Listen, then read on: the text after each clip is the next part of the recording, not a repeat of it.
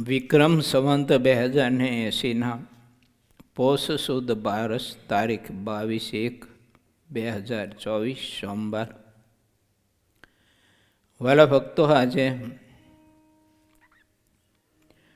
અયોધ્યામાં શ્રી રામ મંદિર ઉદ્ઘાટન અને ભગવાન રામજીની પ્રાણ પ્રતિષ્ઠા એનો મહા મોટો મહોત્સવ, એનો દિવ્ય પવિત્ર આજનો દિવસ છે. ઘણા વર્ષોના સંઘર્ષના અંતે આપણી હિન્દુ સંસ્કૃતિ વધુને વધુ ઉજાગર થાય એના માટેના આ બધા જ અવસરો છે. સમયાંતરે હિન્દુ સંસ્કૃતિ ઉપર કોઈ પ્રકારના ઘણા બધા સંઘર્ષો, તાંડવો સર્જાયા, પરંતુ પરમાત્માની ભારત દેશ ઉપર એવી કૃપા છે કે આપણે હિન્દુ ભારતીય સંસ્કૃતિને કોઈ ડેમેજ કરવા માટે કે નષ્ટ કરવા માટેના પ્રયાસો કરે, પરંતુ પરમાત્મા આપણી આ સંસ્કૃતિને રક્ષણ કરવા માટે સમયાંતરે આ ધરતીને કોઈ એવા બંને માર્ગમાં પુરુષો આપતા હોય છે.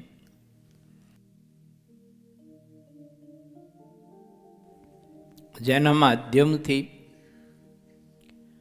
આપણી ભારતીય સંસ્કૃતિ, આપણી હિન્દુ સંસ્કૃતિ ટકી રહે છે, જીવંત રહે છે, પ્રકાશમાં રહે છે. અને માણસ માત્ર હિન્દુ સંસ્કૃતિને વરેલો સમાજ એ સંસ્કૃતિ પ્રમાણે જીવન જીવે તો જ સુખી રહે. ભગવાન સ્વામિનારાયણે આ સંસ્કૃતિનું મૂલ્ય વચનામૃત ગ્રંથમાં બહુ સમજાયું છે આપણને. જે વિધિ નિષેધનો માર્ગ છે એને અસત્ય કરીને કોઈ ચાલતો હોય તો મહારાજ કે મહાકષ્ટને પામે છે, દુઃખી થાય છે. માટે શાસ્ત્રમાં વિધિ નિષેધનો જે માર્ગ બતાવ્યો છે તે પ્રત્યેકે અનુસરવો બહુ જરૂરી છે. અને માણસ એ પ્રમાણે ચાલે તો જીવનમાં સપરિવાર સાથે ખૂબ જ સુખી થાય અને સુખપૂર્વક જીવન પોતાનું વ્યતીત કરી શકે. માટે આપણે સૌ કોઈ ભગવાન સ્વામિનારાયણના આશ્રિત છીએ, એના ઉપાસક છીએ, એના દાસ છીએ અને એને પામવાના માર્ગે આપણે સૌ કોઈ ચાલ્યા છીએ. તો ભગવાન શ્રી હરિએ આપણને જે મૂલ્ય બતાવ્યું છે વિધિ નિષેધના માર્ગનું, જે સંસ્કૃતિનું, તે મૂલ્ય આપણે કદી પણ ભૂલવું ન જોઈએ. આપણા પરિવારમાં પણ આપણે સહુ કોઈએ તે સંસ્કાર આપવા માટેનો પૂરો પ્રયાસ કરવો જોઈએ. સાચી સંપત્તિ સદગ્રસ્તની તે છે. આ લોકની આર્થિક સંપત્તિ એ તો એક સહાય ઉપકરણ છે, જરૂરી છે, નથી જરૂરી એવું પણ નથી. પરંતુ જો સંસ્કાર નહીં હોય, પરમાત્માનો આશ્રય નહીં હોય, પરમાત્માની ભક્તિ નહીં હોય, સંતનો આશ્રય નહીં હોય, સંત સમાગમનો યોગ નહીં હોય, સારાનો સંગનો યોગ નહીં હોય, તો કદાચ અનેક પ્રકારના દૂષિત અને કુરિવાજો અને કુવિચારો માણસને ઉધઈની જેમ ખાઈ જાય અને અંતે વ્યક્તિને અને પરિવારને અને વ્યક્તિની સંપત્તિને ને વ્યક્તિને મળેલી સત્તાને એ બધું જ નષ્ટ કરી, ખુવાર કરી અને અંતે જીવ નરકગામી થતો હોય છે. આવું બનતું હોય છે. માટે વિચારીએ, આપણે સૌ કંઈ આપણે ભારત દેશના સંતાનો છીએ. ભગવાન સ્વામિનારાયણે ઘણી બધી અદ્ભુત આપણને આ સંસ્કૃતિના સદવિચારો શિક્ષાપત્રી અને વચનામૃતના માધ્યમથી આપણને આપ્યા છે. સમયાંતરે મહાપુરુષો આ બધા જ વિચારો આપતા રહે છે. વાલ્મીક મહર્ષિએ રામાયણમાં આપ્યા, તુલસીદાસજીએ રામાયણમાં આપ્યા, ભગવાન વ્યાસજીએ ભાગવત આદિ અનેક પુરાણોમાં આ બધા સદવિચારો આપણને આપ્યા. ભગવાન કૃષ્ણે અર્જુનને માધ્યમ બનાવી અને રણ મેદાનમાં પણ આ સંસ્કૃતિને જીવંત રાખવા માટેને માણસ હંમેશા પ્રકાશમાં રહે એવા સદવિચારો ઘણા બધા જ ગીતાજીમાં આપ્યા છે. ગઈકાલે યજ્ઞમાં બેઠેલા બધા યજ્ઞાર્થીઓને મેં સૂચન કર્યું હતું કે 1 કલાક યા તો અડધી કલાક મોબાઈલનો સંગ છોડી અને તે જે કલાક જે સમય જેટલો સમય તમે એ મોબાઈલનો સંગ છોડો એટલો સમય તમે શાસ્ત્રનો સંગ કરજો, વચનામૃતના પાઠ કરજો. કોઈ ગ્રંથ તમને પ્રિય હોય તો તે ગ્રંથનો અભ્યાસ કરજો, વાંચજો. એમાંથી આપણને જે સદવિચારો મળશે, એમાંથી જે ઉર્જા મળશે, એમાંથી જે બળ મળશે, એમાંથી આપણને આધ્યાત્મિક માર્ગે ગતિ કરવાની જે કંઈ આપણને કેલેરી મળશે તે કદાચ બીજા કોઈ આશયોમાંથી મળશે કે નહીં મળે ખબર નથી. પણ આપણા ગ્રંથોમાં મહાપુરુષોએ અણમોલ ધન સંપત્તિ સંગ્રહી છે. એનું વલણું કરતાં આપણને આવડવું જોઈએ. સંતો એક દાખલો આપતા, એક જગ્યાએ કોઈ ધનાઢ્ય માણસ હતો. વિચાર કર્યો કે સંપત્તિ ઘણી છે, બધી મૂકવી ક્યાં? આ તો આવો દાખલો આપતા હશે જે તે વાત સાંભળેલી. નાનો હતો ત્યારે લખીરામ બાપુ કરીને કહેતા ટીકરનાને આ દાખલો આપતા. તેને સંપત્તિ સંગ્રહવા માટેનો વિચાર કર્યો. વિચારને અંતે પછી એમ થયું કે એક મંદિર બનાવું. એક મોટું મંદિર બનાવ્યું ને ગણપતિજીની મૂર્તિ બનાવી, મોટી જબરી. અને ગણપતિજીની મૂર્તિની ફાંદ બહુ મોટી હોય ને, એટલે એમાં બધા પૈસા એને મૂક્યા અને ઉપર સૂત્ર લખ્યું, માથું વાઢે તે માલ કાઢે. આવું સૂત્ર લખ્યું. લોકો હજારો દર્શન કરવા આવે માણસો, બધા સૂત્ર વાંચે, માથું વાઢે તે માલ કાઢે, પણ કોઈ એનું દોહન કરીને મર્મ સમજી ના શકે ને. એક બુદ્ધિશાળી બહુ માણસ અને બહુ જ આત્મચિંતનવાળો માણસ આવ્યો અને એને જોયું ગણપતિજી મહારાજનું મસ્તક સહેજ 2 હાથથી આમ ઉપાડ્યું ને તો મસ્તક ઉપડી ગયું અને ઘણી બધી સંપત્તિ એમાં ભરી હતી. આવો દાખલો એ લખીરામ બાપુ આપતા હતા. મેં 7 વર્ષની ઉંમરે આ દાખલો એમની પાસેથી સાંભળેલો. રામાયણની કથા બહુ સારી કરતા. વાત મારી કહેવાની એ છે કે આપણા ઋષિઓ એ આપણા પરમહંસોએ, આપણા લેખકોએ, આપણા કવિઓએ સાહિત્યમાં અણમોલ ધન સંપત્તિ આપણને સહુ કોઈને બતાવી છે. પણ આપણી પ્રમાદતા, યા તો આપણી અજ્ઞાનતા, યા તો આપણી અણઆવડત, યા તો આપણો રજોગુણ, આપણામાં રહેલો તમોગુણ, આ લોકના ચીજ વસ્તુ પદાર્થના મોહના કારણે સાહિત્યમાં રહેલી અણમોલ ધન સંપત્તિ તે આપણે પ્રાપ્ત કરી શકતા નથી, એનું અધ્યયન નથી કરતા. એ આપણી જીવનની બીમારી કહો તો બીમારી જે ગણો તેમ. માટે સાવધાન જાગીએ. અને આજે ભગવાન રામજીની પ્રતિષ્ઠા મહોત્સવ અયોધ્યામાં ધામધૂમથી ઉજવવાનો છે. મધ્યાહન સમયે પ્રતિષ્ઠા મહોત્સવની આરતી વિદ્વાન જે કંઈ બ્રાહ્મણો, સંતો, સંન્યાસીઓ એમના વરદ હસ્તે આ પ્રતિષ્ઠા મહોત્સવ ધામધૂમથી ઉજવાય છે.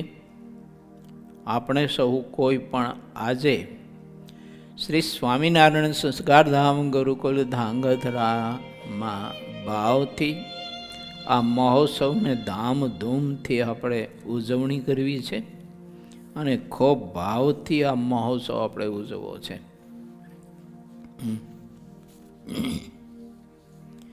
માટે આજની આપણી કથા પરિપૂર્ણ થાય પછી, કથા બાદ 8:30 થી 10:30 રામધૂનનો કાર્યક્રમ આપણે રાખેલો છે. 2 કલાક ખૂબ ભાવથી બધા ભક્તો ધૂન કરશે. ત્યાર પછી 10:30 થી 11:30 ભગવાન રામચંદ્રજીની નગર યાત્રા આપણા ગુરુકુલના પરિસરમાં ધામધૂમથી આપણે સહુ કોઈ કાઢીને ઉજવશું. અને આપણા ભારત દેશનું એક આ મેં કહ્યું તેમ નજરાણું અને આપણા સહુ કોઈનું એક આસ્થા સ્થાન પરમાત્માના ચરણ છે, પ્રભુની ભક્તિ છે. ચાહે તે ઈષ્ટદેવને સૌ માનતા હોઈએ, પણ પ્રત્યેકે પોતાના ઈષ્ટ સ્વરૂપમાં આસ્થા ચોક્કસ ને ચોક્કસ રાખવી પડે. ત્યાર પછી 11:30 થી 12:45 સત્સંગ સભા થશે અને લાઈવ દર્શન અયોધ્યા પ્રતિષ્ઠા મહોત્સવનું થશે. અને ત્યારબાદ મહાપ્રસાદ તમામ ભક્તોને, વિદ્યાર્થીઓને, યજ્ઞમાં આવનાર બધા જ યજ્ઞાર્થીઓને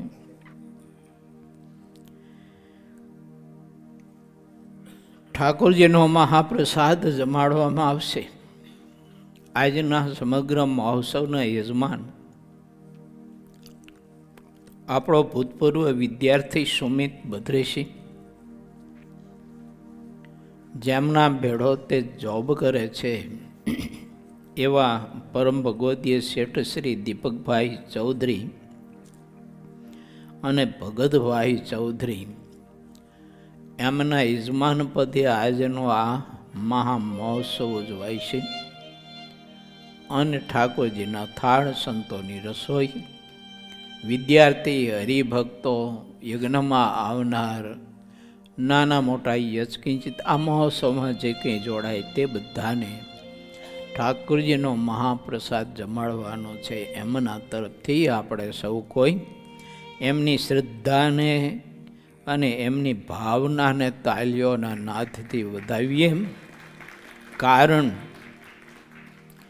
એમનું જીવન બહુ જ ધાર્મિક છે. આજે તે પરિવાર આવવાનો છે, યજ્ઞમાં બેસીને યજ્ઞનો લાભ લેવાના છે. આખો દિવસ આ ઉત્સવનો મહાદિવ્ય આનંદ માણવા માટે પણ આખો દિવસ આ પરિવાર અહીં રોકાવાનો છે. ગરીબ લોકો હોય, કોઈ દર્દી લોકો હોય, દર્દથી પીડાતા આત્માઓ, એને ખૂબ જ મદદ કરે છે, બહુ સેવા કરે છે. ભાંગી પડેલી, જર્જરિત થયેલી અને બંધ પડેલી હોસ્પિટલ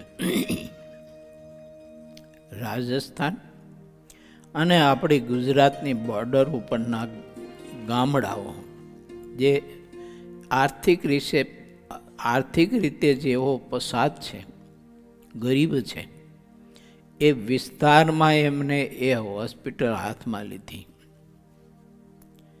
ઘણો બધો ખર્ચ કરીને તે હોસ્પિટલને સુધારા વધારા કર્યા. પછી એક સમસ્યા હતી, એ વિસ્તાર એવો હતો ને, એટલે ત્યાં કોઈ ડૉક્ટરો રહેતા નહોતા. એમાં એમણે સુમિતને જે દિવસે ગાડી આપી એ પ્રસાદીની કરવા માટે અહીં આવેલા અને તે દિવસે વાત કરેલી કે આવી એક સમસ્યા છે કે હોસ્પિટલ ખર્ચ કરીને સુધારા વધારા કરી અને ચાલુ કરે એવી તો બધી હોસ્પિટલને શણગારી છે, પરંતુ ગામડા બધા એવા છે ને પસાત, એટલે કોઈ ડૉક્ટરો ત્યાં રહેતા નથી. સંતોએ ભગવાનને પ્રાર્થના કરી, રૂપાળા ઘનશ્યામ મહારાજને. શેઠને કહ્યું કે શેઠ, એની ચિંતા તમે ન કરતા, આજથી એ હોસ્પિટલમાં સારા એવા નિષ્ણાત ડૉક્ટરોની વ્યવસ્થા ગોઠવવાની રૂપાળા ઘનશ્યામ મહારાજની જવાબદારી છે. અને થોડા સમયમાં રૂપાળા ઘનશ્યામ મહારાજે તે વ્યવસ્થા ગોઠવી દીધી. તે આપણો સુમિત એનો સાક્ષી છે, લગભગ અહીં બેઠો હોય છે સભામાં, કે પછી યજ્ઞમાં ગયો હોય છે. પ્રગટ ને પ્રગટ છે પરમાત્મા. આપણી શુભ કામનાઓ લોકોના સુખાર્થે, લોકોને મદદ કરવા માટે આપણો સ્વાર્થ છોડી અને પ્રભુને જ્યારે આપણે પ્રાર્થના કરીએ ત્યારે પરમાત્મા ચોક્કસ ને ચોક્કસ એ ગરીબોના આધાર થઈ જતા હોય છે અને ગરીબ નિવાજ તેમાં કહેવાય છે. પરમાત્માને પોતાના ભક્તો ગરીબ નિવાજ કહી અને એટલા માટે સંબોધે છે ને એટલા માટે પરમાત્માના ચરણમાં તે ભક્તો પ્રભુને ખૂબ વંદના કરતા હોય છે કે હે ગરીબ નિવાજ, પતિત પાવન, અધમ ઉદાહરણ, નોધારાના આધાર, હે નારાયણ, હે પ્રભુ, આપની દયા, આપની કરુણા, એને અમે શું અમારા મુક્તિ પ્રભુ ગાઈએ. કેવા કેવા ગરીબો, કેવા કેવા દિન દુખિયાના પરબ્રહ્મ પરમાત્માએ કાંડા પકડી અને કોઈને મકાનો બંધાવી દીધા, કોઈને ખેતીના બધા સાધનો અપાવ્યા, કોઈ ગરીબ બ્રાહ્મણના પુત્રોને યજ્ઞોપવિત અપાવ્યા. સમય થયો ત્યારે એને લગ્ન ગ્રંથિના બધા ખર્ચાઓ પૂરા પડ્યા. દીકરીઓને કન્યાદાનો આપ્યા, ગૌદાન, ઠેર ઠેર જગ્યાએ સદાવ્રતો ખોલ્યા. એમ ગરીબોની મહારાજે મુક્તાનંદ સ્વામી, બ્રહ્માનંદ સ્વામી, ગોપાળાનંદ સ્વામી આદિક પરમહંસોના માધ્યમે એની નાડી જોઈ અને ચિકિત્સા કરીને ઔષધો આપીને ખૂબ સેવા કરી. કેમ કે પ્રભુ ગરીબ નિવાજ છે. અને એટલા વાસ્તે જ આ ઝાલાવાડની ધરતીના હૃદય સમાન સુરેન્દ્રનગર ડિસ્ટ્રિક્ટમાં ને ધાંગધ્રા નગરના આ પટાંગણામાં શ્રી સ્વામિનારાયણ સંસ્કારધામ ગુરુકુલ ધાંગધ્રાના આ પવિત્ર ક્ષેત્રમાં ભગવાન સ્વામિનારાયણે હોસ્પિટલનું આયોજન કર્યું છે. આ ગરીબ નિવાજ પ્રભુ છે. કોઈના દુઃખ પ્રભુથી સહન ન થાય, કોઈ પીડિત હોય, ભગવાન શ્રીહરિની આંખમાં આહું ધડ ધડ ધડ પડતા, કોઈનું દુઃખ દેખી ન શકે પ્રભુ.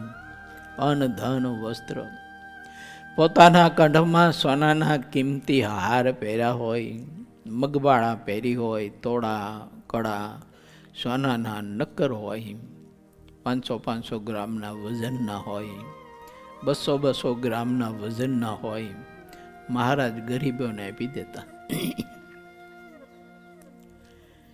ખૂબ સેવા કરતા મહારાજ પોતાના નાઢઈગ્રસ્તો પાસે કરાવતા.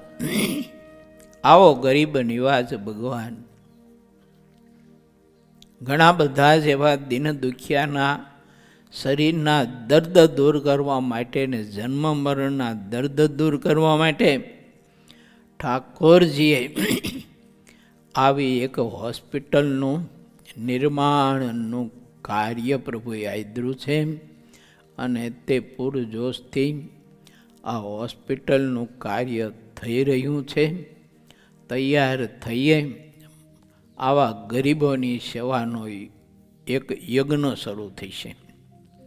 આજે જેમ આપણો શ્રી હરિ યાગ ચાલી રહ્યો છે, 60 દિવસનો, એનો 51મો દિવસ છે. 50 દિવસની આપણે યાત્રા પૂરી કરી, 51મા દિવસમાં પ્રવેશ કર્યા. એટલે હવે તો થોડા ઘણા ગણતરીના દિવસો બાકી રહ્યા છે.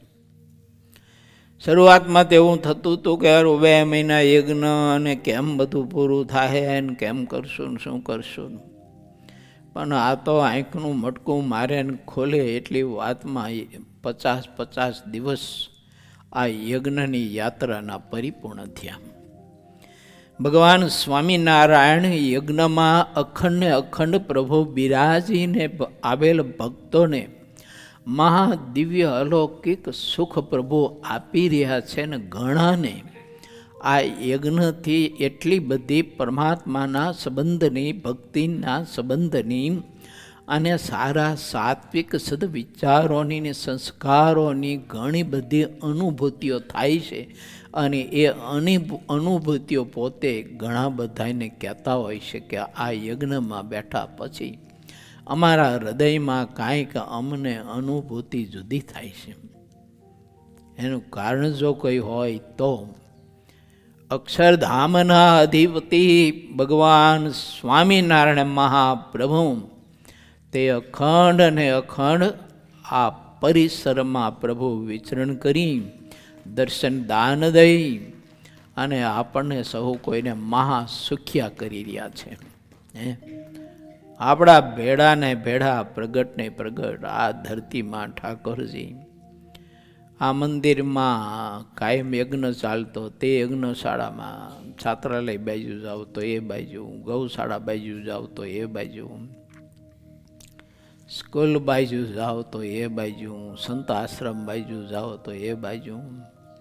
અત્યારે 60 દિવસીય યજ્ઞ ચાલી રહ્યો છે. તે યજ્ઞશાળા તરફ જાઓ તો યજ્ઞશાળાના જેટલા વાંસ આપણે ઊભા કર્યા છે અને ઉપર જેટલા વાંસ બાંધ્યા છે અને એની સાથે વાંસની જેટલી પટ્ટીઓ લગાડી છે અને એના ઉપર જેટલી સાદડી આપણે મીઠી છે અને છાદડીની જેટલી પટ્ટીઓ છે અને એ છાદડીના જેટલા છિદ્રો છે અને એ છિદ્રોમાંથી યજ્ઞ શાળામાં જે પ્રકાશ અંદર પથરાઈ રહ્યો છે તેટલા સ્વરૂપે અક્ષરધામના અધિપતિ જેટલા કુંડ છે એટલા સ્વરૂપે અને જેટલા સ્વયંસેવકો સેવા કરી રહ્યા છે અને જેટલા ભક્તો પાઠ અનુષ્ઠાન કરી રહ્યા છે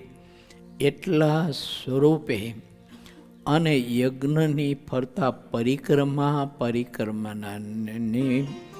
ભરતા સરસ મજાના જવ, ઘઉં આદિક જે કંઈ લીલોતરી વાવવામાં આવી છે અને એમાં જે સુશોભન કરવામાં આવ્યું છે તે પ્રત્યેક એક ચીજમાં અક્ષરધામનો અધિપતિ પુરુષોત્તમ નારાયણ પોતે એમાં પ્રગટ રહી અને આપણને સૌ કોઈને પ્રભુ મહાદિવ્ય સુખ ને આનંદ આપી રહ્યો છે. કેટલા સ્વરૂપે બોલો, ગણો લો.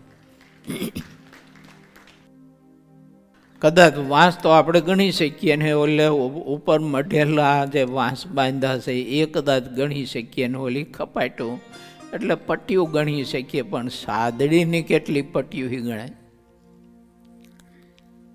એના છિદ્રો કેટલા? એક છિદ્રમાં ભગવાન પુરુષોત્તમ નારાયણ સૂર્યનો નહીં પણ પોતાનો પ્રકાશ પાથરી રહ્યા છે. એ પોતાના સ્વરૂપનો પ્રકાશ પાથરીને આપણને સહુ કોઈને ઠાકોરજી પ્રકાશ કહેતા અજવાળું આપણને આપી રહ્યા છે અને આપણે મહાસુખિયા કરી રહ્યા છે. આમાં રંચ માત્રનો ફેર નથી. વાંચજો ગરડા પ્રથમનું 51. પૂર્ણાનંદ સ્વામીએ પ્રશ્ન કર્યો કે હે મહારાજ, ઇન્દ્રિયો અંધકરણ તો માઇક છે. માઇક ઇન્દ્રિયો અંધકરણે કરીને ભગવાનનો નિશ્ચય પુરુષોત્તમનો કેમ નિશ્ચય થાય જીવને? કારણ કે ઇન્દ્રિયો અંધકરણ તો માઇક છે. મહારાજે કહ્યું પછી સ્વામી,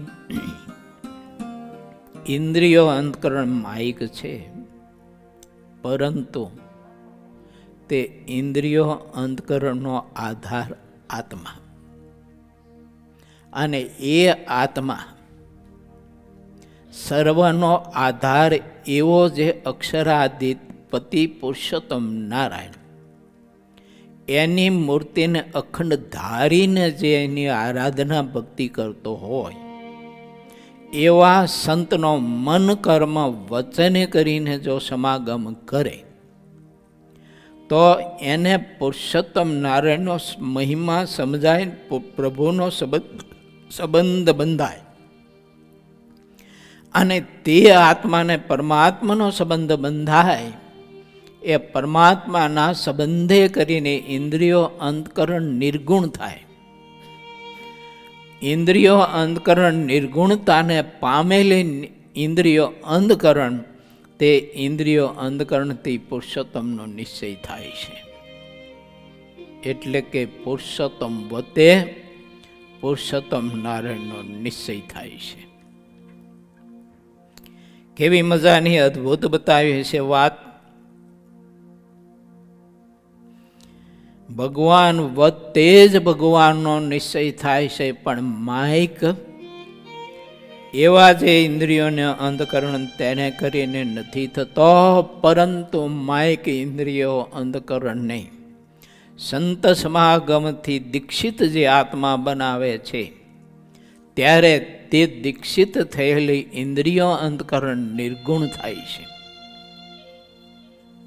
અને એ નિર્ગુણ થયેલી ઇન્દ્રિયો અંતકરણ તેણે કરીને ભગવાનનો નિશ્ચય થાય છે. માટે હે સંતો, પુરુષોત્તમનો નિશ્ચય તો પુરુષોત્તમ વતે જ થાય છે. સૂર્યનું દર્શન સૂર્ય વતે જ થાય છે.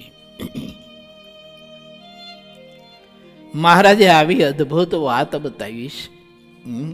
માટે હવે મેન તમે ઇન્દ્રિયો અંધકરણને સંત સમાગમે કરી અને જો દીક્ષિત બનાવી હશે તો મેં જે વાત કરીને એમ જ દર્શન આપને યજ્ઞશાળામાં અને બધા જ પરિસરમાં અને બધા જ સંકુલોમાં થશે. ઇન્દ્રિયો અંધકરણને જો આપણે સંત સમાગમ કરી અને દીક્ષિત જો નહીં બનાવી શક્યા હોઈએ, એને શિક્ષિત નહીં બનાવી શક્યા હોઈએ, તો પછી મૂર્તિમાં પરમાત્માનું દર્શન નહીં થાય. મૂર્તિમાં પણ મને તમને કાષ્ટ પાષાણ ધાતુ દેખાય છે. માટે ભગવાન શ્રી હરિ એમ કહે છે કે સંત સમાગમ કરો તે અતિશય આવશ્યક છે. મન કર્મ વચ્ચેની કરીને સમાગમ જો આત્મા કરે તો તે આત્મા આત્મસત્તા રૂપ થઈ જાય છે. આત્મસત્તા રૂપ થવાનું સાધન ભગવાન સ્વામિનારાયણે સંત સમાગમ બતાવ્યો છે. ભાગવતજીમાં ભગવાન વ્યાસજીએ પણ એ જ આ જ માર્ગ બતાવ્યો હશે.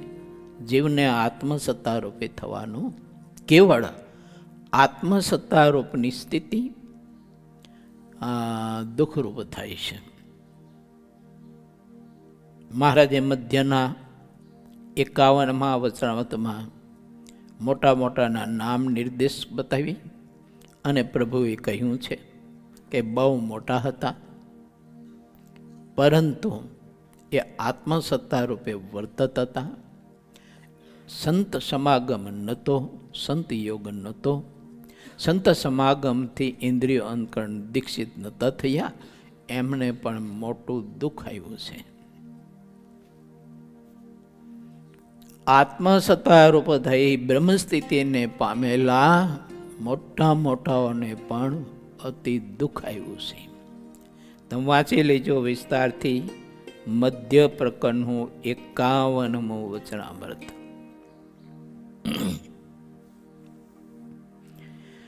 આત્મસત્તા રૂપે રહે છે તે જ મહારાજ કે સુખ રૂપ છે. આત્મા તે જ સુખ્યો રહે છે. પણ કઈ આત્મસત્તાની સ્થિતિ? તો કે ભગવાનના સંતના સમાગમથી દીક્ષિત બનેલી આત્મસત્તા.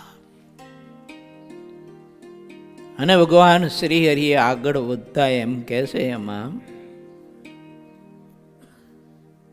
કે જે સંત થકી, સંત કૃપા થકી, સંત આશીષ થકી, સંત સમાગમ થકી આત્મસત્તાની સિદ્ધિ પ્રાપ્ત નથી કરી અને પોતાના બળે, કોઈ સાધનના બળે આત્મસત્તાની સ્થિતિ એને સિદ્ધ કરી છે, તો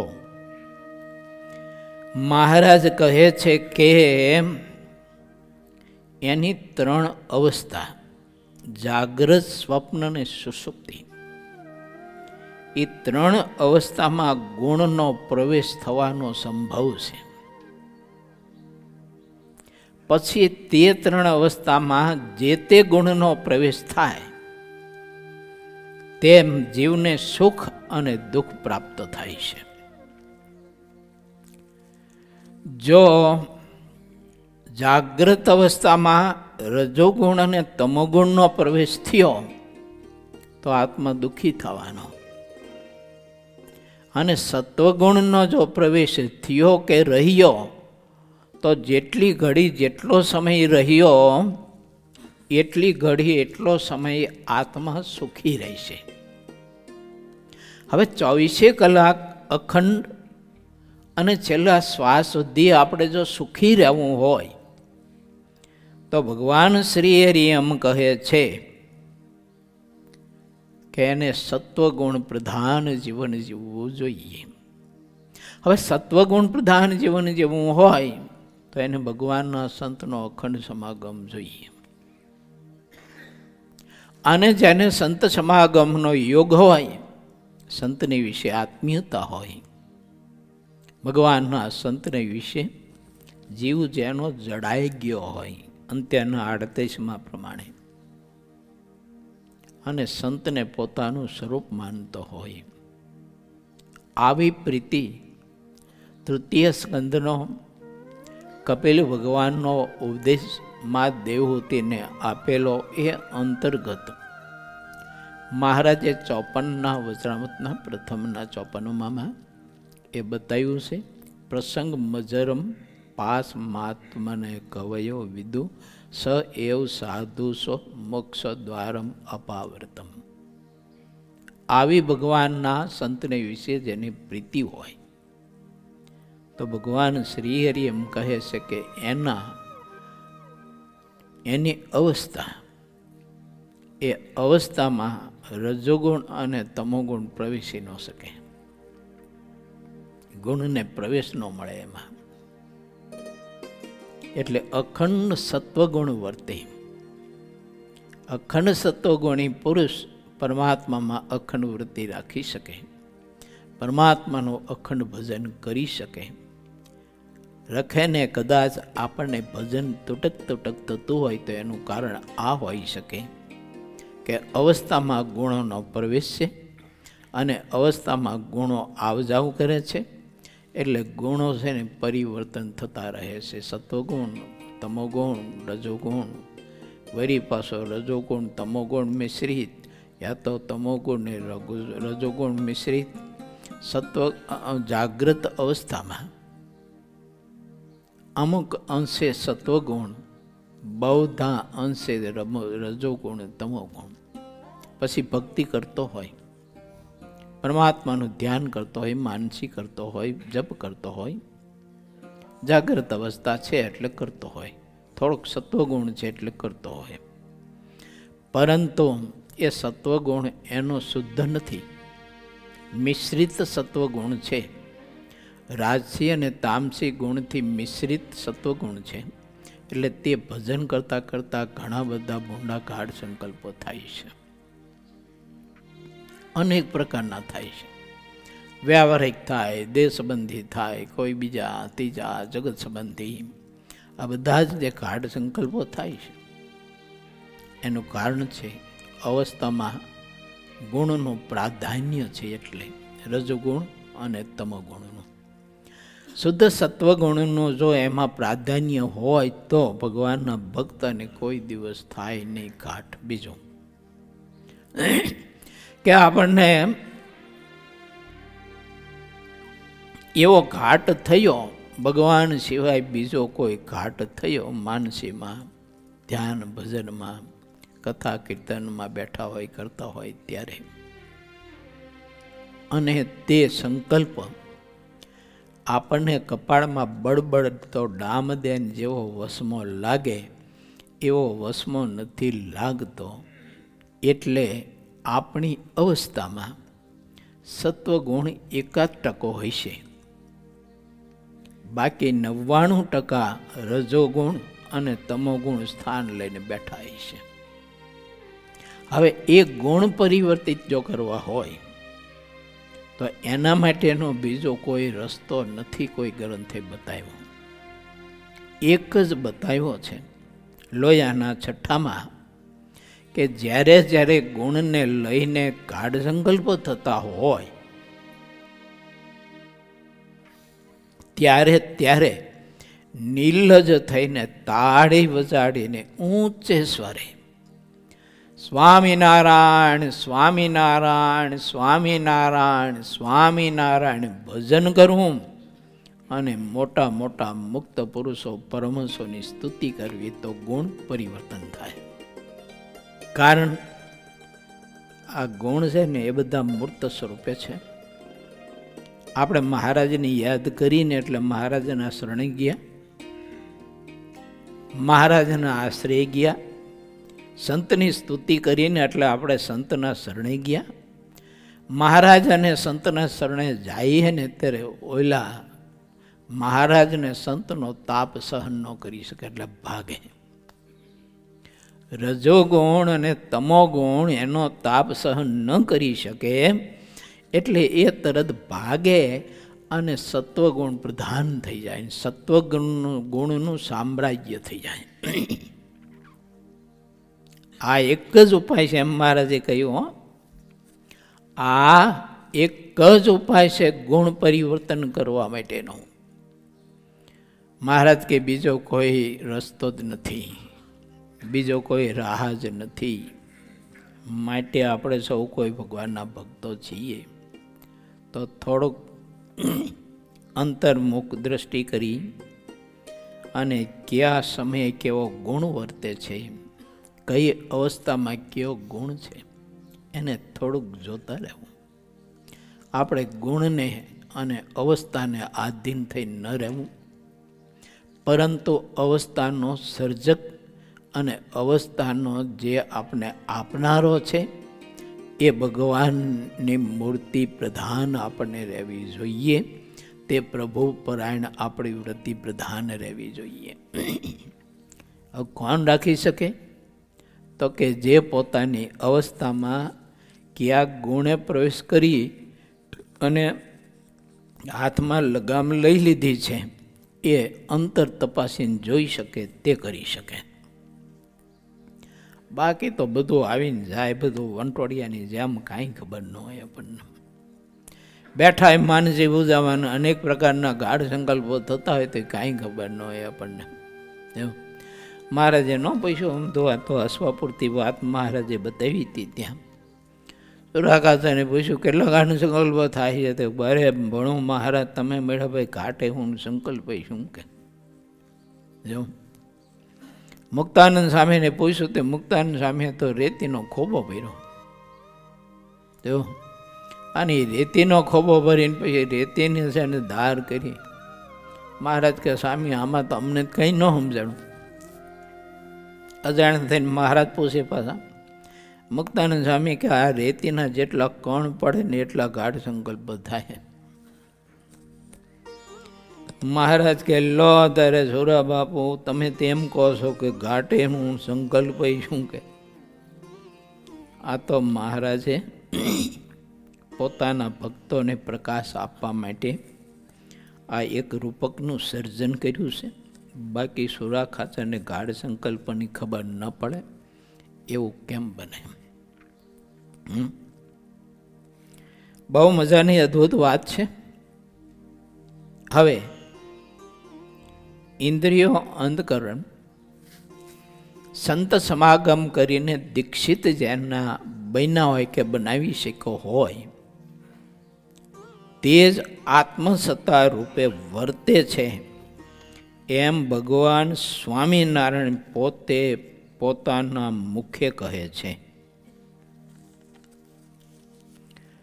ભગવાનના સંતને ભગવાન એનું વચન મૂકીને જે કોઈ અધિક કે ઓછું વર્તશે તે દુઃખી થાય છે. ભગવાનને ભગવાનના સંતના વચનનું ઉલ્લંઘન કરીને અધિક ઓછું ન કરવું. એને જે પ્રમાણે આજ્ઞા કરી હોય તે જ પ્રમાણે રહેવું. આત્મા સત્તા રૂપે રહેતો હોય તેને પણ ભગવાનના સત્પુરુષે બાંધેલી મર્યાદા,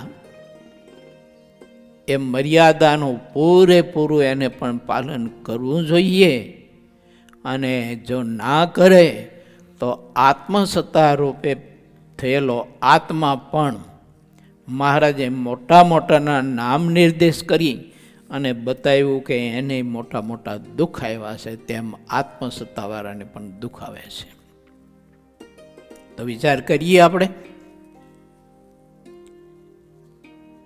કે મોટા પુરુષનો સમાગમ, સંતનો સમાગમ, એને વિશે આત્મીયતા, એને વિશે પ્રીતિ, એ સ્થિતિ કેટલી બધી ઊંચી કહેવાય. અને શ્રીહરિ તેમાં એવું બોલ્યા છેલ્લે,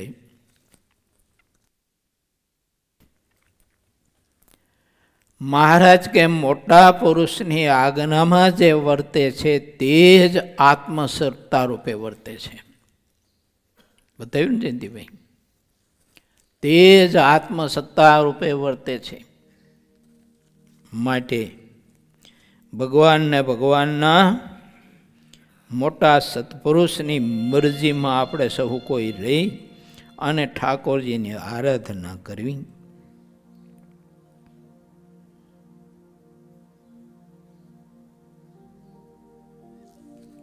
પછી બતાવ્યું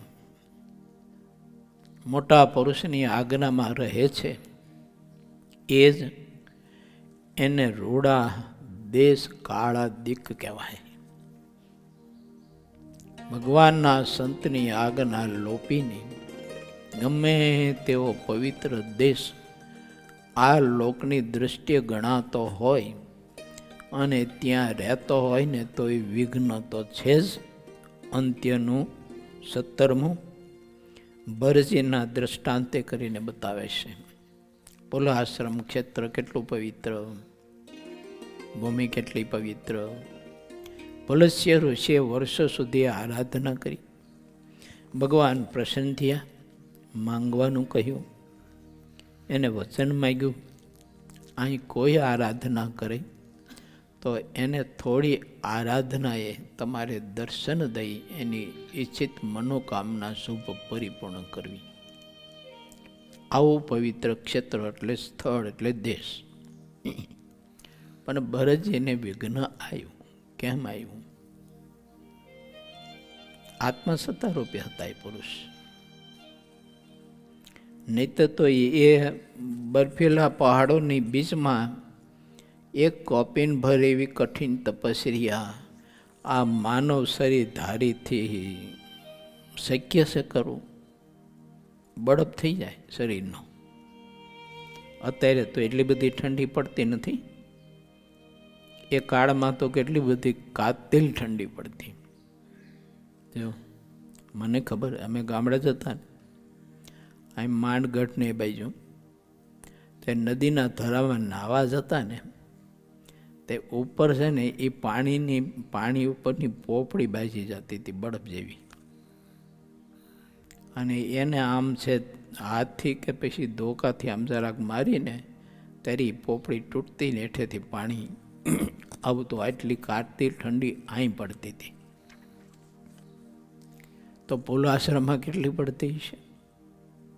અને એ ભરતજી અહીંયા કેટલી કઠિન તપસ્યા કરી. આત્મસત્તા રૂપ સિવાય આ કંઈ આરાધના આવા બધા બર્ફીલા પ્રદેશમાં થતી છે?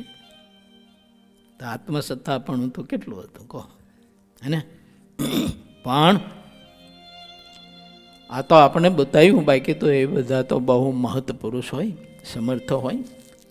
પણ એમને પોતાના રૂપકથી આપણે બતાવ્યું કે આટલી સ્થિતિએ પહોંચ્યા પછી જો સંતનો સમાગમ ન હોય સંત સામીપ્ય ન હોય, સંતનો છત્ર ન હોય, કોઈ સંતની સાથે આત્મીયતા ના કરી શક્યો હોય, કોઈ સંતને પોતાના મોક્ષના દાતા ના ધારી શક્યો હોય, તો વિઘ્ન છે મૃગલીના બચ્ચામાં બંધન થયું.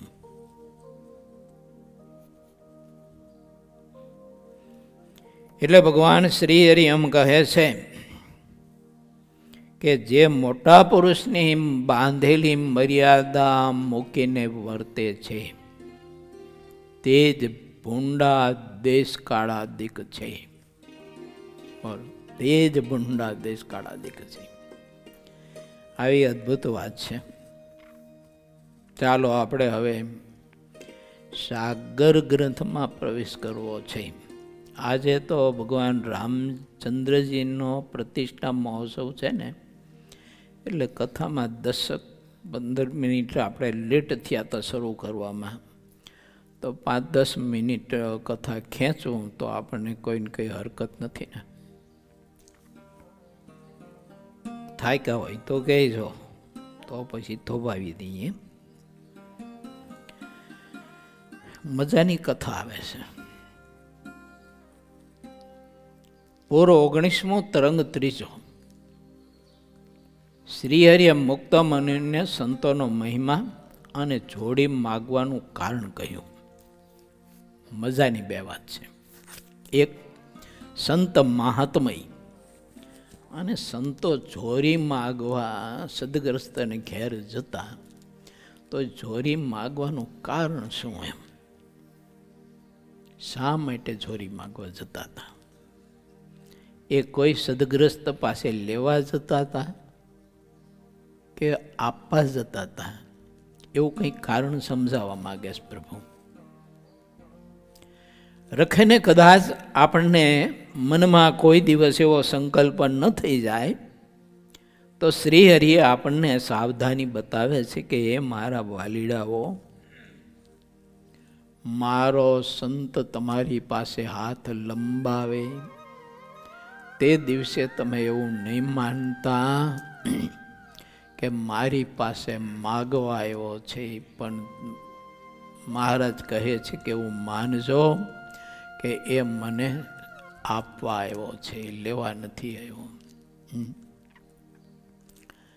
ચાલો, સમય પ્રમાણે આપણે સમજવા માટે પ્રયત્ન કરશું અને બાકીની કાલની સવારની કથાના પ્રારંભમાં આ જ તરંગને સમજવા માટેનો પ્રયત્ન કરશું. આપણે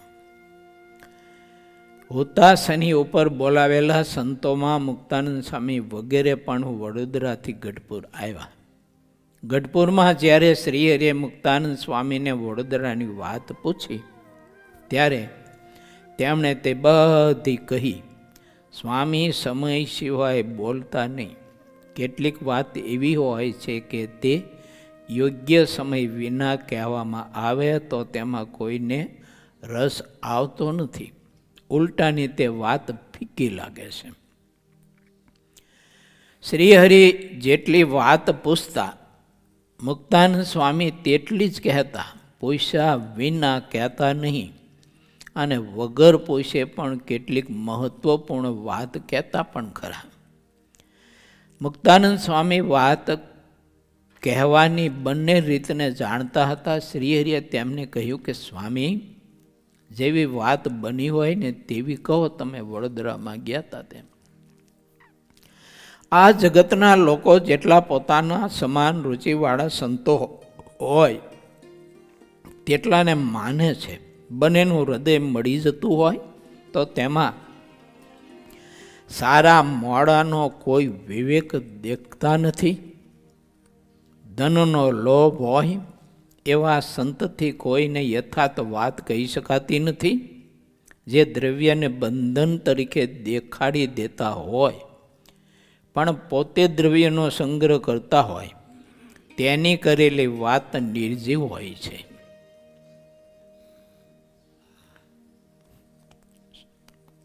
દ્રવ્યમાં બધું આવે.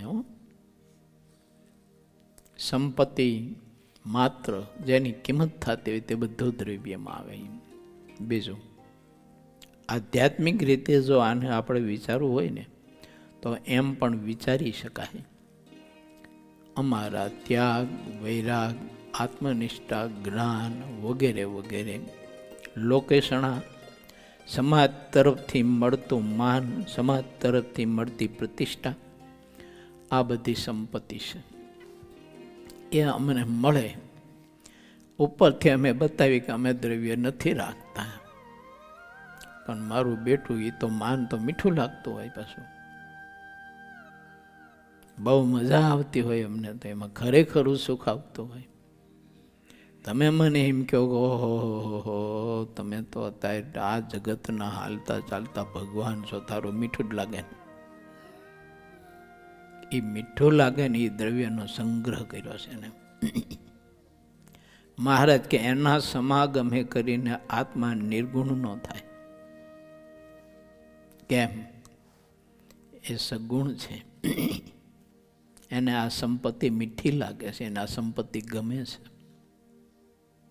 નહીતર એને છે ને માન સન્માન એ તો કડવું ઝેર જેવું લાગે. અને કોઈ એવી પ્રશંસા કરી હોય ને પછી પોતે પોતાના સ્થાને આસને જઈ અને બહુ રડે ઠાકોરજી પાસે, બહુ રડે. ઠાકોરજી પાસે બહુ રડે, બહુ રડે. રડતા રડતા કહે હે મહારાજ, હે પ્રભુ, આ બધો સમાજ મને ધોકા લઈને ટીપે છે ને તમે મને બચાવો, મને બચાવો. થોડુંક ધ્યાન રાખી તો ઉતરશે મગજમાં, નકર નહીં ઉતરે. સારું સન્માન, પ્રતિષ્ઠા, સંપત્તિ છે. એવું દ્રવ્ય જ્યારે સંતને મળે ત્યારે બહુ દુઃખી થઈ જાય, બહુ કષ્ટ થાય એને. કારણ કે એ તો ભગવાનની મૂર્તિનો જ પ્યાસી પુરુષ છે, એને ભગવાન જોઈએ છે. એને આ કંઈ જોતું નથી. જ્યારે ઘરનો ત્યાગ કર્યો ને ત્યારે આવો સંકલ્પ સુધાય ન હોય, પણ પછી સારું ક્યાંથી આવી જાય છે ખબર પડતી નથી. નથી ખબર પડતી એટલે આવી જાય છે ને. અંતર આપણે જોઈ નથી શકતા એટલે આવી જાય છે. આપણા બધાની વાત છે. ધનનો લોભ હોય એવા સંતથી કોઈને યથાર્થ વાત કહી શકાતી નથી. જે દ્રવ્યને બંધન તરીકે દેખાડી દેતા હોય પણ પોતે દ્રવ્યનો સંગ્રહ કરતા હોય તેની કરેલી વાત નિર્જીવ હોય છે. પણ ખડ પુરુષોને આ હકીકત સમજાતી નથી. જેટલી વસ્તુ ભગવાનના ઉપયોગમાં નથી આવતી તેને ભક્ત બંધન દેખે છે. પ્રહલાદ, પ્રિયવ્રત, પાંડવો, ધ્રુવ, અંબરીશ, વિભીષણ, સુખજી, શનકાદિકો, નારદ, તે બધાની સમજણ આવી એક સરખી હતી.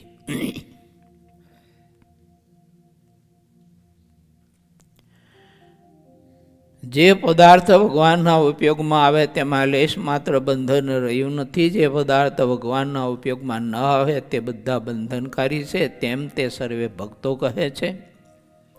મનુષ્યના દેહ, ઇન્દ્રિયો, અંતકરણ, ઘર આદિ, ધન, સંપત્તિ વગેરે જે વસ્તુ ભગવાનની સેવાના ઉપયોગમાં ન થતા હોય તો જીવને માટે તે બંધન કરતા કહેવાય છે. જેટલા સન્માર્ગોમાં રહ્યા છે તેમની આવી સમજણ દેખાય છે.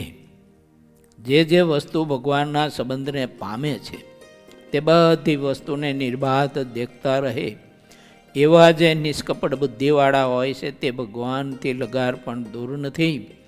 ભગવાનની ઓત લઈને જે માણસ પોતાના સ્વાર્થ માટે જેટલું ભોગવે છે તેટલો તે ભગવાનનો ચોર બને છે. વાહ વાહ. લો, ઠાકોરજીનો ઉપયોગ કરીને પછી અમે જેટલા ઘી કેળા કરીએ એ ઠાકોરજીના ચોર બનેલા છાપેલા. જો માધ્યમ તો ઠાકોરજીનું છે. જો એ ઠાકોરજી માટે આ હલાવજો ના હલાવજો, ઠાકોરજી ના જોઈશે ને ઠાકોરજી ના જોઈશે ને ઠાકોરજી ના વ્યવસ્થા ને ઠાકોરજી ના વ્યવસ્થા. નામ ઠાકોરજીનું ને કામ પોતાનું. કોઈ પણ ઉપભોગની વસ્તુ ભગવાનને અર્પણ કર્યા પછી પ્રસાદીની ભાવનાથી ગ્રહણ કરવામાં આવે તો તેમાં તેને બાદ હોતો નથી. કાર્યાણીનું 10મું. મહારાજને પ્રશ્ન કર્યો મુક્તાનંદ સ્વામી, મહારાજ તમે તેમ કહો છો કે ભગવાન તપે કરીને રાજી થાય છે, તો જે પદાર્થની સેવાએ કરીને ભગવાનને રાજી કરે એમાં હું બાદ છે? મહારાજ કે સાંભળો સ્વામી,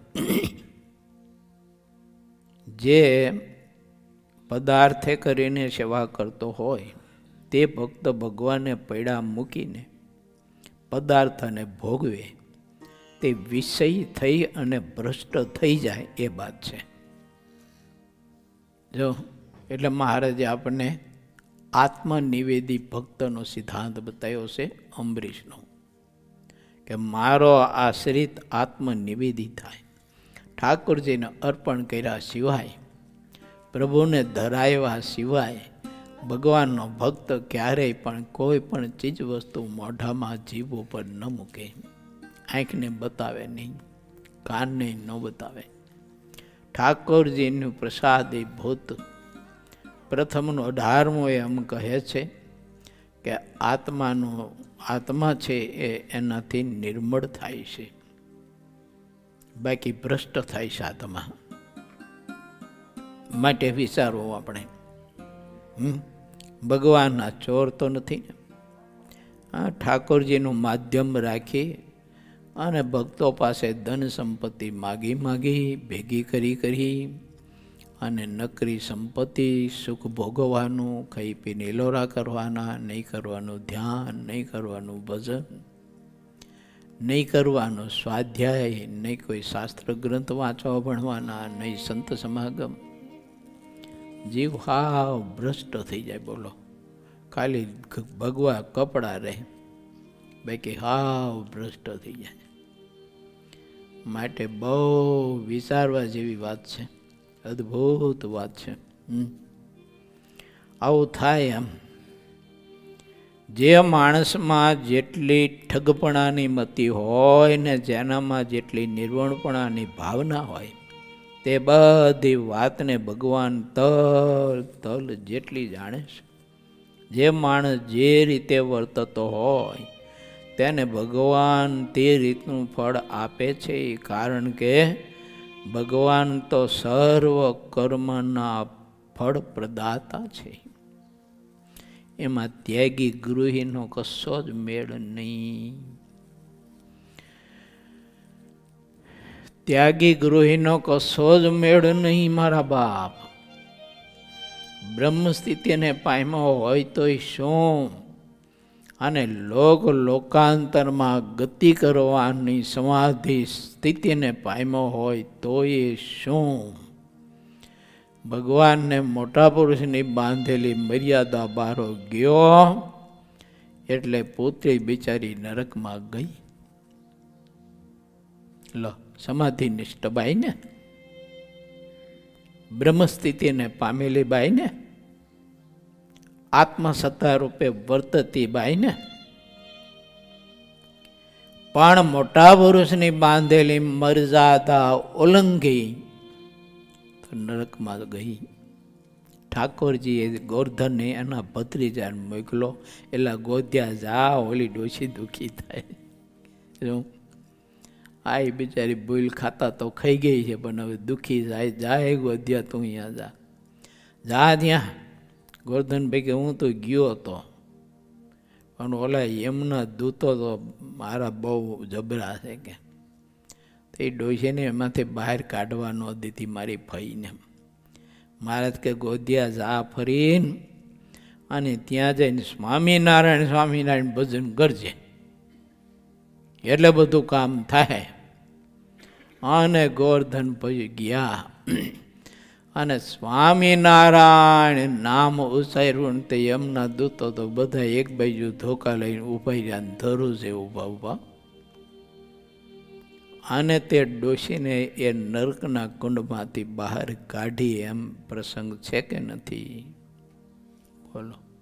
રામાનંદ સ્વામીની કૃપા પાત્ર બાઈ. માટે મોટા સંતની આપણા પર કૃપા થઈ હોય ને પછી કૃપામાં છકી ન જાવ, નકર ડખો થાય છે. આવો જો મોટા પુરુષ કૃપા કરી, હલો હું સાધુ છું, મને આશીર્વાદ આપ્યા. પુરાણી સ્વામી ખૂબ આશીર્વાદ આપ્યા, અમારા ગુરુએ ખૂબ આશીર્વાદ આપ્યા. આ કૃપા થઈ. કૃપા થઈ પછી બધો સમાજ માનવા અને પૂજવા માંડે અને એ સુખ સુખના ડગલા થાય. અને ધીમે ધીમે ધીમે ધીમે મને બધું મીઠું લાગતા લાગતા પછી હું મારી જાતને ભગવાન તરીકે મનાવું ને પૂજાવું તો માર ખાવો પડે કે ન ખાવો પડે? કહો જોઈ. હારી પેટ ખાવો પડે. હું વાત કરો હતે કેમ? કૃપા ન પચાવી શીખો. કૃપામાં છકી ગયો. ઠાકોરજીએ આપ્યું. પહેલાં તો કંઈ નહોતું સાંભળતો, કોઈ ભોપો ભોય માનતો નહોતો, ચપટી લોટે કોઈ નહોતું આપતું. પછી લાખો રૂપિયાના ડગલા થતા હતા, મેવા મીઠાઈના ડગલા થતા હતા. છકી ગયો છે. સંત કૃપા પચાવવી પડે, પ્રભુ કૃપા પચાવવી પડે ને. તો એ પચાવવા માટેનું શું સાધન, શું એવું કે એ કૃપાને આપણે પચાવી શકીએ? તો મારી દ્રષ્ટિએ હું તમને કહું, એકદમ સરળપણું, દાસત્વપણું, દિનપણું અને ડૂબીને રહો, આ સાધન છે. કોઈ દિવસ ભગવાનને ભગવાનના સત્પુરુષની કૃપા થઈ હોય ને આપણા પર એમાં છકી ન જાય, કોઈ દિવસ અભિમાન જ ન આવવા દે. એ ગુણ જેવા છે. એ ગુણ એટલું બધું બેલેન્સ આપણું કરે અને જાળવી રાખે, તે પારો ઊંચો નીચો ન થવા દે. દાસ ભાવે પરમાત્માની ભક્તિ આપણે કરતા રહીએ ને, એ ગુણ આપણને એવા રાખે. એ ગુણ ધારવા જોઈએ, પણ એ ગુણ ધારવા બહુ કઠિન છે, અઘરા છે. કારણ કે આપણે તો સારું મનાવવું પૂજાવવું હોય, ખાઈ પીને દુભાકા ને એલોરા કરવા હોય, મોટપ ન હોય તો મોટપ લોકો પાસે આપણે પ્રદર્શિત કરવી હોય. જો મારે જે વચનમાં લઈ ગયું છે કે પોતા કરતાં મોટા ગુણે યુક્ત હોય ને એને ન્યૂન કરી દેખાડે. પોતાનામાં એવા ગુણ ન હોય ને તોય પોતાની સ્વલાઘા ગઈ અને સ્વલાઘા ગવડાવીને, સ્વલાઘા ગાય અને સ્વલાઘા ગવડાવી અને પોતાને મોટો કરીને મનાવવા પૂજાવાનું, આવું બધું થવાનો સંભવ છે. એમ સંતની સેવાનો મહિમા. થોડુંક એક બે ચોપી વાંચી લો, બાકીનો આ તરંગ પછી આપણે કાલે લઈશું. વળી શ્રી હરિએ સ્વામીને કહ્યું કે તમારા જેવા સંતને જે જીવી ભાવનાથી સેવે છે તેમને તેવું ફળ જરૂર મળે છે, તેમાં તલભાર પણ ખોટું નથી. તમારા જેવા સંતને જો કોઈ મનુષ્ય એક જ વાર વસ્ત્ર ઓઢાડે તો તે જ્યાં જન્મ ધારણ કરે છે ત્યાં ક્યારેય વસ્ત્ર વિનાનો રહેતો નથી. જેવી મુખમાં શોભા કરે તેવી દર્પણમાં દેખાય, તેમ જે સંતને જેવા વાહનમાં બેસાડે છે તેવું વાહન મળે છે. જે વિવેકી મનુષ્ય હોય છે તેમની આવી સમજણ હોય છે. જેનામાં જેટલો વિવેક રહ્યો હોય તે તેટલું પોતે જ પોતાનું હિત કરે છે. લો, જેવી ભાવનાથી સંતને સેવશે અને સમાગમ કરશે અને સેવા કરશે તેવા મહાફળને પામશે. માટે સાધન તો અનંત અનંત શાસ્ત્રમાં બતાવ્યા છે, પણ એ બધા સાધનો સર્વોત્તમ, બધા સાધનથી શ્રેષ્ઠ સાધન ભગવાનના એવા સંત પુરુષની સેવા. મન કર્મ વચને કરીને એને સેવા કરે, સેવે તો તે આત્મા મહાસુખને પામે છે. ત્રીજો તરંગ 19મા પૂરનો, એની આપણે 20મી ચોપાઈ સુધી કથા લીધી છે અને આને સમજવા માટે આપણે આવતીકાલે સમય લઈશું.